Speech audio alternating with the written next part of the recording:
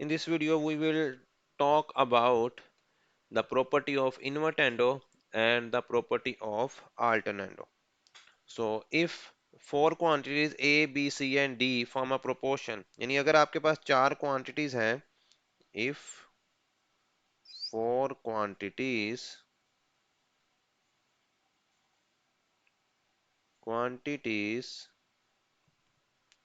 A, B, C and D form a proportion, form ये इसको हम ठीक से यहाँ लिख लेंगे, form a proportion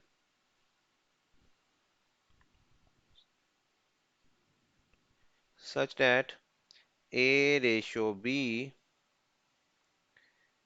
प्रोपोर्शन का साइन हम लगा देंगे, C रेशो D।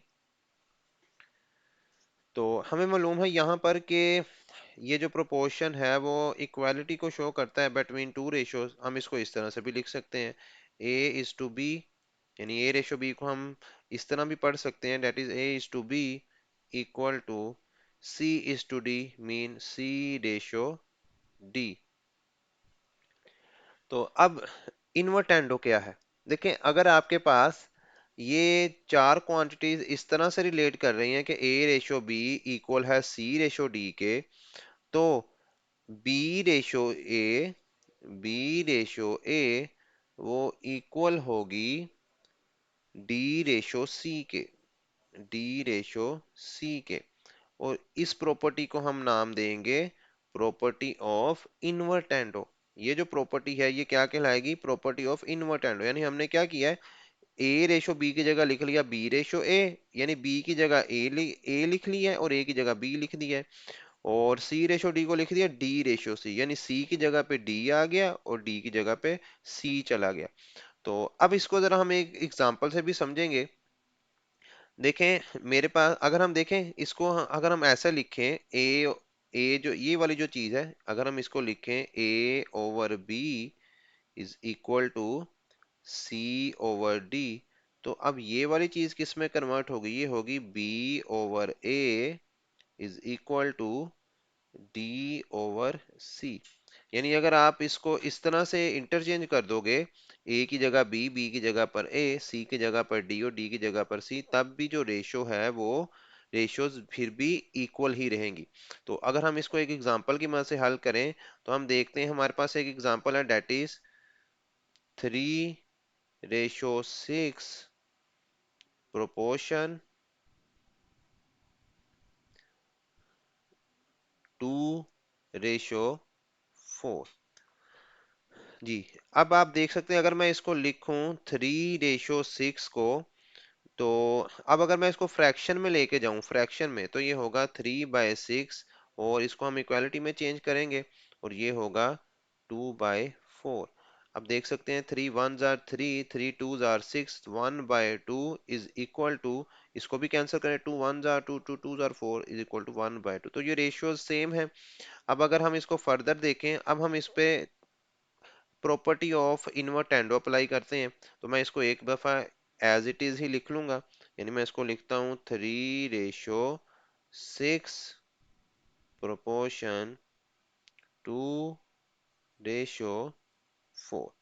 तो इसको हम लिखते हैं इन्वर्टेंडो की फॉर्म में, तो हम 6 की जगह पे 3 और 3 की जगह पे 6 लिखेंगे।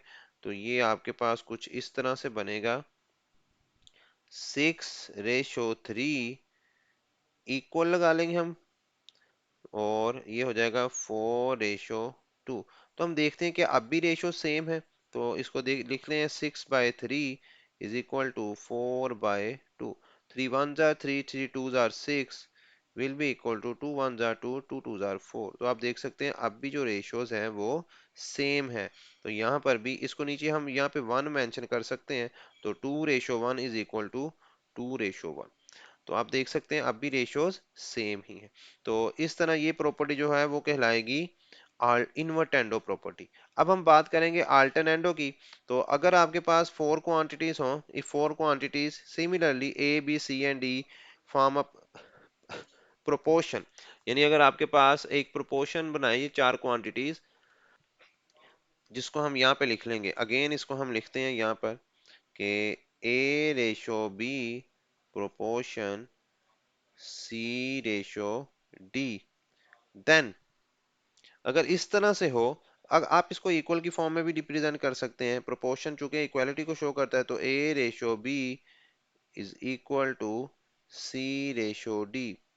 तो अगर चार क्वांटिटीज हैं ए बी सी डी इस तरह से रिलेट कर रही हैं, देन हम यहाँ पे लिखेंगे then A ratio C is equal to D B ratio D. यहाँ पे बी आएगा तो यहाँ पे हम लिखते हैं B ratio D. Then this is known as property of alternendo और थ्योरम ऑफ अल्टरनेंडो। तो यहाँ पे देखिए हमने क्या किया, हमने बी की जगह पे सी को पुट किया है और सी को जगह पे हमने बी को पुट किया। ठीक है, यानी बी की जगह पे सी आ गया और सी की जगह पर बी चला गया।